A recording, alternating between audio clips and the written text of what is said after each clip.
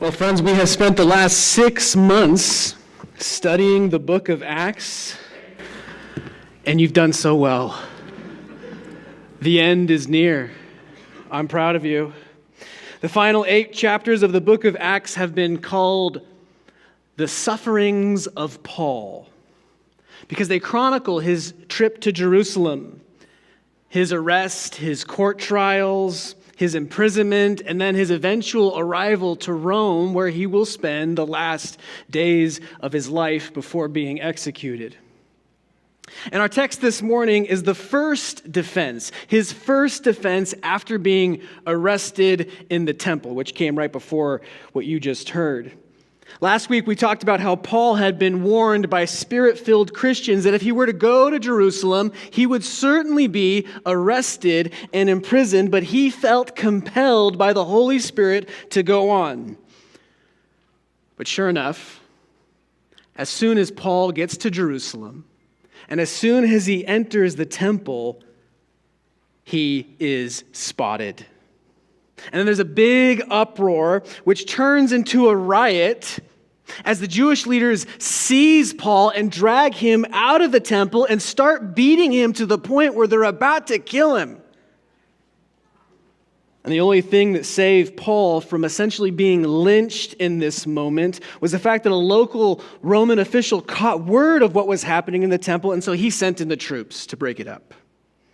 And we read in chapter 21 that the violence of this mob is so great, so dangerous, that Paul had to be carried out of the space before these people killed him. But before Paul was taken to the barracks, he asked the Roman official if he could speak to the crowd. And he motions to this angry mob for them to settle down and be quiet, and then he says, "Brothers and sisters, allow me to present my defense to you this morning." And as they hear him speaking in their own language, they get even quieter. And he says to them, "I am a Jew, born in Tarsus, but brought up in this city, Jerusalem, at the feet of Gamaliel, educated strictly according to our ancestral law, being zealous for God, just as you are today." Now, Paul isn't just being a smart public speaker here, trying to develop rapport with his audience. He's doing even more than that. He's identifying with them. I am a Jewish Pharisee taught by Gamaliel, most famous rabbi of the day. And he even says in this moment, "I persecuted Christians too, even to the point of death, and binding them up and sending them off to prison." But then he tells them the story of his conversion. "On my way to Damascus, on my way to persecute more Christians, that's when I met Jesus." Now, I want us to pause, to take a step back in order to appreciate just how incredibly shocking this moment is. Paul is addressing the angry mob that just tried to kill him, beating him to death. I want you to imagine him standing in front of this violent group of people. He's bruised, he's bloodied, his clothes are probably torn from being dragged out of the temple. But he's not cursing them, these people who just tried to kill him. He's not condemning their actions or their violence. No. He's trying to tell them about Jesus. Can we just acknowledge the absurdity of this moment? What would you say to a group of people who just tried to beat you to death? I think I would have a hard time with that. Think about the level of composure, the mental and emotional strength, the immense graciousness it must have taken to say to all these hate-filled people, "Hey, I get it. I used to be just like you until I met Jesus." And remember, he didn't have to say anything at all. He's about to be taken away from the mob by the soldiers to the barracks, but he wanted to speak to them. Do you have that kind of strength? And I'm not talking about muscles when I say strength. I'm talking about courage, resilience, patience, the ability to respond to hate and hostility with grace and composure. Do you have that kind of strength? Now, it might be tempting for us to dismiss this story. It's great for Paul, but he was a spiritual Superman. Or, Paul lived in a time and place that required great spiritual strength, but times have changed. I don't need that kind of courage. I don't need that kind of strength. Really? Of course you do. You may never find yourself standing in an angry mob, in front of an angry mob. At least I hope you don't find yourself there. But you absolutely need strength to live in our world today. You need strength to love those people who are seemingly impossible to love. You need strength to forgive people who don't deserve it. You need strength to face the challenges and the temptations of your own life. You absolutely need strength to face your deepest, darkest fears. Because every one of us, sooner or later, has to face the reality of our own mortality or the mortality of our loved ones. Do you remember the DC sniper attacks? In 2002, 2 snipers randomly shot and killed several people in the DC area. And the terrifying thing about these sniper attacks is that there was absolutely no profile to the victims. The snipers were shooting people at random. They weren't picking targets based on what people were wearing. They weren't picking targets based on the color of their skin or what gender they were. The targets were random. And while this is going on, Ann Patchett, the author, wrote about the attacks in the New York Times, and this is what she said. We are always looking to make some sort of sense out of murder in order to keep it safely at bay. I do not fit the description. I do not live in that town. I would never have gone to that place, known that person. But what happens when there is no description, no place, nobody? Where do you go to find peace of mind in that situation? The fact is, staving off our own death is one of our favorite national pastimes. Whether it's exercise, checking our cholesterol, or having a mammogram, we're always hedging against mortality. Find out what the profile is and identify the ways in which you do not fit it. But a sniper taking a single clean shot, not into a crowd, but through a sight, reminds us horribly of death itself. That despite our best intentions, it is still, for the most part, random. And it is absolutely coming. Of course you need courage. Of course you need strength. But not just to traverse the peaks and valleys of your own life, but the world, the people around you need you to have courage and strength. The very presence of steady and courageous Christians in the world is a source of comfort, not just to believers, but also to non-believers. Here's what I mean. Psychologists will often refer to families, groups, and communities as systems, or interconnected webs. And it's a way of talking about how the feelings, the attitudes, and the actions of one person impact and affect the whole. When one person is especially anxious or afraid, it starts to impact the people around them, which means things like fear and anxiety are contagious within the system. But if you introduce a person into an anxious system, and that person is calm, peaceful, then there can actually bring down the anxiety of the whole group just by their mere presence. Psychologists call this having a non-anxious presence. It'd actually be a source of healing to the other people in the group. And if you think about the state of our world, with the amount of fear and despair right now as missiles are flying between countries, as there is unrest and uproar in the streets, what happens when you infuse that world with non-anxious Christians? This is what Jesus meant when he called his disciples salt and light. Be different than the world around you. Have courage. Find your strength. Courage. That's what the world needs from us right now. Courage, church. Where do you get that kind of strength? How do you cultivate that kind of courage?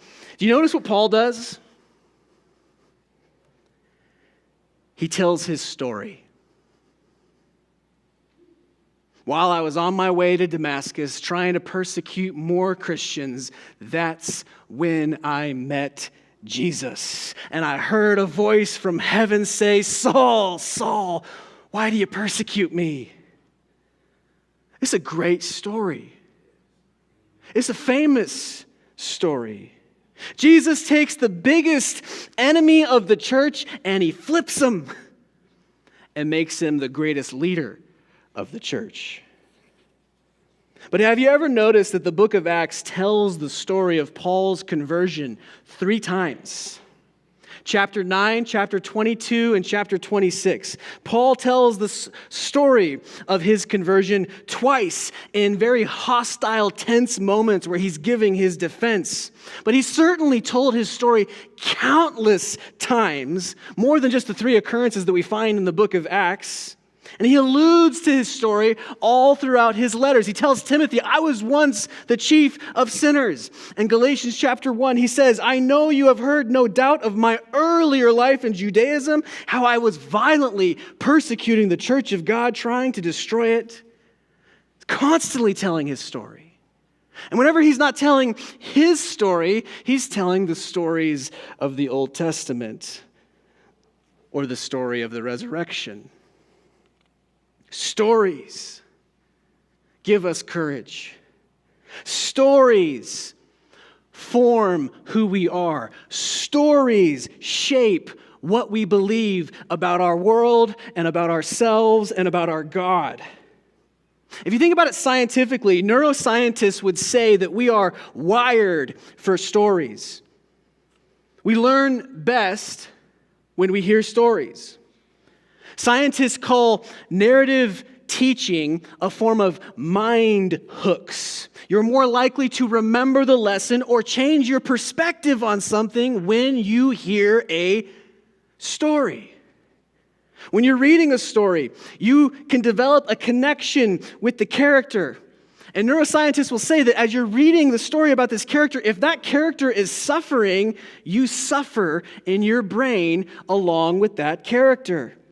If you read a story and someone kicks a ball or throws a punch, the part of your brain that controls kicking or punching is activated as you read the story.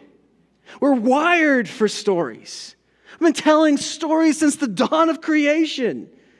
And all the stories that we tell ourselves shape who we are. There's a realm of therapy called narrative therapy, where counselors will work with troubled clients who all their lives have been told a certain story about who they are. Mom or dad telling you ever since you were a kid, you're worthless, you're no good, you're not going to amount to anything. Well, that becomes a narrative that the person starts to tell themselves as they get older and they go into adulthood. But these narrative therapists try to work with their clients and help them learn a new story about themselves. And a lot of these clients find healing, forgiveness, and hope. We are shaped by stories. There's a reason why Jesus taught using stories. We call them parables. And stories give us courage. I think about that moment in Lord of the Rings when Sam and Frodo are especially discouraged. Now, in case you're one of the 3 people on the planet that don't know the story of Lord of the Rings, Sam and Frodo are making their way to Mordor to destroy the Ring of Power. But in this moment, they are especially discouraged. And then Sam says to Frodo, this is the great quote.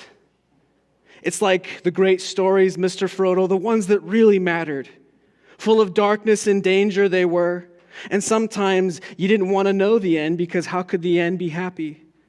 How could the world go back to the way it was when so much bad has happened? But in the end, it's only a passing thing, this shadow. Even darkness must pass. A new day will come, and when the sun shines, it'll shine out the clearer. I know the folks in those stories had lots of chances of turning back, only they didn't. They kept going because they were holding on to something. That there's some good in this world, Mr. Frodo, and it's worth fighting for. Stories, the stories of old, give us courage. And they shape what we believe about ourselves and about the world. The church, we are a community of stories. We tell stories every Sunday about what God has done in the past, believing that He can do it again in the future. We tell stories that shape our worldview. The Exodus story, that great story of freedom. Noah's Ark, that story of salvation. David and Goliath, Abraham and Isaac, Paul on the Damascus Road, Jesus on the cross. We are a community of stories. And your Christian identity, which is the source of your strength in this world, your identity. Your Christian identity is the intersection between your personal story, your testimony, and the story of God.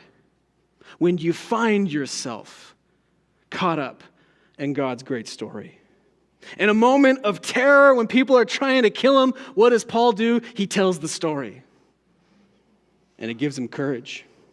Paul knew who he was. He knew where he came from. He knew the customs of his ancestors. He knew the stories of the Old Testament, and he knew who Jesus had called him to be. Identity through stories. You want to know where you get courage? You want to know where to find spiritual strength? The real question you have to ask yourself is this: do you know who you are? Do you know who you are? Do you know what story you're living in? And do you know the truth of your own story? Some of us might think, my story doesn't matter. God never appeared to me on the road to Damascus. I've never seen a great light. My story is not that interesting. But you couldn't be further from the truth. And as long as you think that way, you're never going to know who you are. And you're not going to make a bit of difference in the world and the people around you when you don't know who you are. You won't have the courage and the strength that you need to change the world. Just because your story might be on the simple side, and I guarantee it's not as simple as you think, it doesn't make it any less significant. If you want to learn your own story, not just so that you can share it with people, which is a powerful experience. If you want to learn your own story so that you know who you are and what you believe, ask yourself these questions. What have I found in Jesus? How has God changed my life? And who has God called me to be? Ask yourself those questions, and you'll write your own story. Maybe it goes something like this: I was lost in sin and self-destruction, but Jesus saved me from it. Or maybe like this: I was alone and I was depressed, but God got me through it. What a friend I have found in Jesus. Or maybe it's just as simple, I was living without hope and without purpose, and now I have hope and I have purpose. What have you found in Jesus? That's when your story gets especially interesting, and it tells you who you are. You need to know who you are. As 1 John says, what love the Father has bestowed upon us that we should be called children of God. And that is who we are. That's your story. When you think about how C.S. Lewis converted to Christianity, how he came to faith, he was led to faith primarily through his relationship with J.R.R. Tolkien. You're getting double Tolkien today, okay? But they were both teaching at Oxford. Tolkien was a devout Catholic, a believer, and Lewis was a young atheist. But one day they were walking on Anderson's Walk around River Cherwell, and they were talking about the connection between stories and Christianity. Tolkien and Lewis both loved ancient and medieval literature, the old myths. And Lewis, the atheist, told Tolkien that he loved great Norse stories. They were beautiful and moving, but ultimately they were untrue. And Lewis said those myths are lies and therefore worthless, even though they were breathed through silver. But Tolkien responded, no, they are not lies, but they give us a glimmer of truth. Within the great myths is something of eternal truth and light. And all the themes of these great stories that inspire us, themes like sacrifice, escape from death, eternal love, they all point to the one true story. And this captivated Lewis.